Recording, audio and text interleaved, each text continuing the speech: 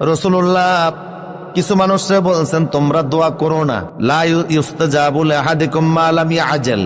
কিছু মানুষকে বলছেন তোমরা দোয়া করো না, কারণ তোমাদের দোয়া কবুল হবে না। সাহাবায়ে কেরাম বলল, হে রাসূল, কাদের দোয়া কবুল হবে না? রাসূল বললেন, যারা দোয়া করে তাড়াহুড়া করে আর মানুষের কাছে বলে বেড়ায় আমার দোয়াটা কবুল হয় নাই। এই মানসিকতা লোকদের দোয়া কবুল হয় না। দোয়া করতে হয় কনফিডেন্সের সাথে। তোমাদের মধ্যে বকিল হলো সেই ব্যক্তি যে ব্যক্তি মানুষকে সালাম দিতে চায় না, সে হলো বকিল। ওয়াইন্না আযাযান নাসে মানে আযাযা বিদ-দুআ। তোমাদের মধ্যে অকর্মণ্য অলস হলো ওই ব্যক্তি যে দোয়া করতে চায় না, একেবারে সে অলস অকর্মণ্য ব্যক্তি। এমন লোক আল্লাহর পছন্দ না। যে দোয়া করে আল্লাহ তার প্রতি খুশি হন। দোয়া করতে রাজি আছে না ইনশাল্লাহ? দোয়া হাত তুলেও করা যায়, হাত না তুলেও।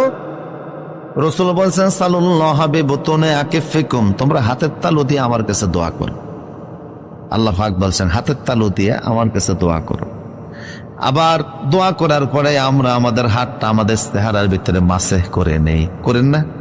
কেন আমরা এটা করি? কেমন জানি আমরা দোয়া করার পরে আল্লাহ আমাদের দোয়া কবুল করেছেন এই মানসিকতা রাখা। আমরা কেমন জানি মনে করি আমার দোয়াটা কবুল হয়ে গেছে, আমার দুই হাত আল্লাহর রহমতে ভরে গেছে, সেই জন্য ওই দুটি হাত আমরা আমাদের চেহারার ভিতরে মাসে করে নেই।